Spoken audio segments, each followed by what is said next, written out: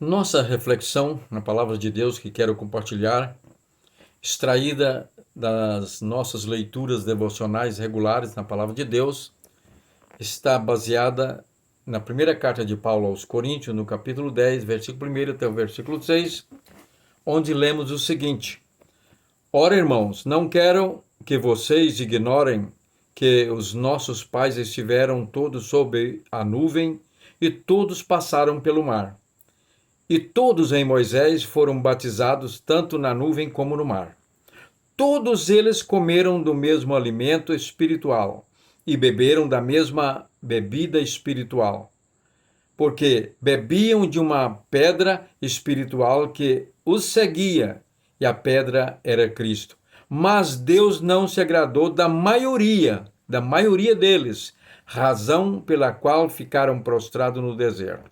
Ora, essas coisas se tornaram exemplo para nós, a fim de que não cobicemos as coisas más como eles cobiçaram.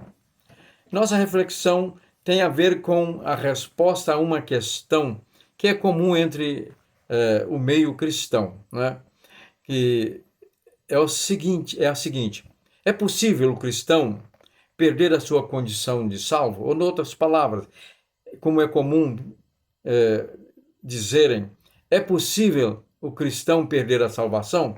Ora, Paulo aqui estava tratando de problemas sérios na igreja, de pecado na igreja, e ele então advertiu: olha, irmãos, vocês foram salvos, batizados, creram em Cristo, porque a salvação vem por meio da fé em Cristo.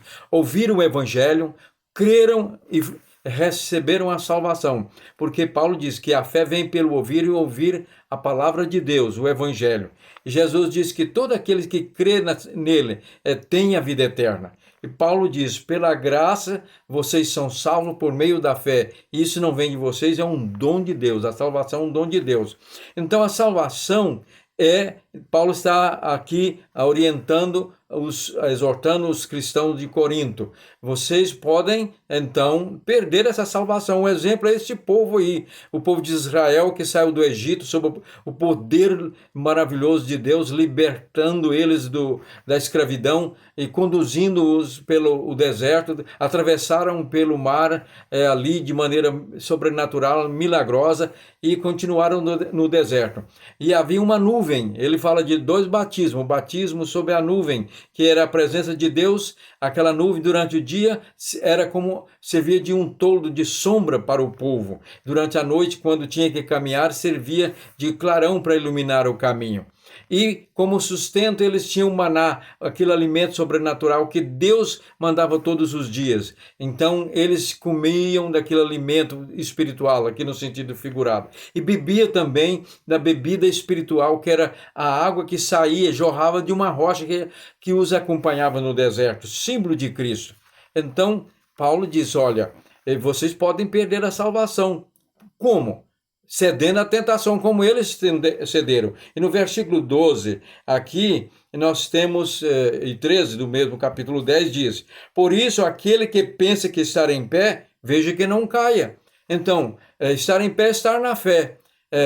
É possível o cristão perder a salvação? Sim, se ele se apostatar, senão não haveria apostasia. Apostasia é de quem está na fé. Quem nunca converteu, não tem jeito de apostatar. Então, o apostata, aquele que se apostata da fé, é uma pessoa que virou as costas definitivamente para Deus e não quer saber mais de Cristo. Mas o cristão, mesmo caindo, se ele arrepender, ele pode recuperar e continuar andando. Porque diz aqui, Paulo continua no versículo 13: não sobreveio a vocês nenhuma tentação que não fosse humana, mas Deus é fiel e não permitirá que vocês sejam tentados além do que podem suportar.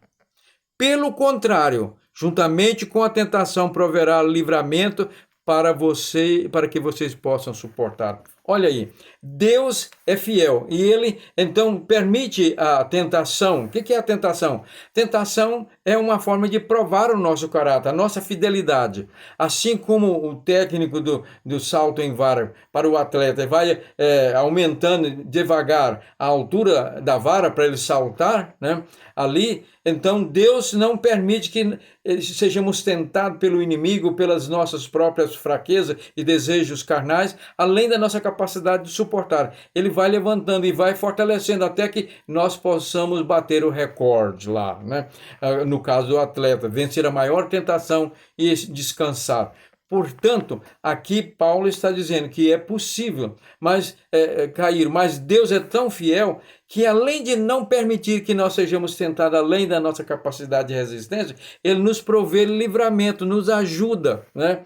E lá em Hebreus, no capítulo 2, versículo 17 e 18, olha o que diz aqui a palavra de Deus.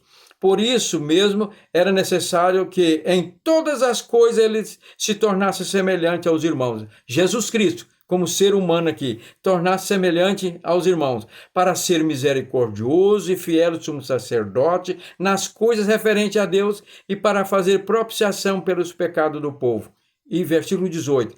Pois naquilo que ele mesmo sofreu quando foi tentado, é poderoso para socorrer os que são tentados. E no outro texto da palavra de Deus também aqui diz que ele foi tentado em todas as coisas à nossa semelhança, mas sem pecado, porque ele resistiu, ele venceu, e ele sabe o que é a tentação, e então nos livrará na hora da tentação, nos dá força para suportar a tentação.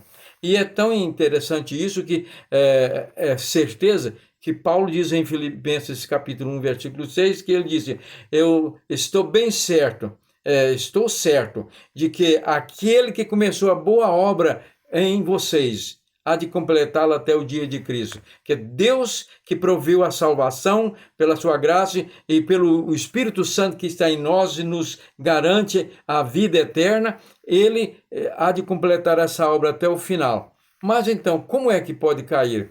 Agora depende, a única condição que é cabível a nós, seres humanos, é o que Jesus disse lá em Mateus 26, 41, falando para os apóstolos.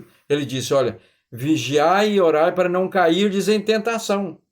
Vigiar e orar para não cair em tentação, porque a tentação é que leva ao pecado. E tentação, o pecado não é fazer algo ruim, porque se o pecado fosse coisa detestável, ninguém pecaria. Pecado é exatamente aquela sugestão, oportunidade, indução para fazer algo bom, aprazível, que traz satisfação, mas da maneira errada, na hora errada, contrária à vontade de Deus. Então Jesus disse, olha, vigiem, falando segundo a linguagem aqui na nova Bíblia, na linguagem atual, de hoje, né? Melhor, na nova Almeida atualizada. Vigiem e orem para que não caiam em tentação, porque o espírito, na verdade, está preparado, mas a carne, a natureza humana, é fraca. Então cabe a nós o quê?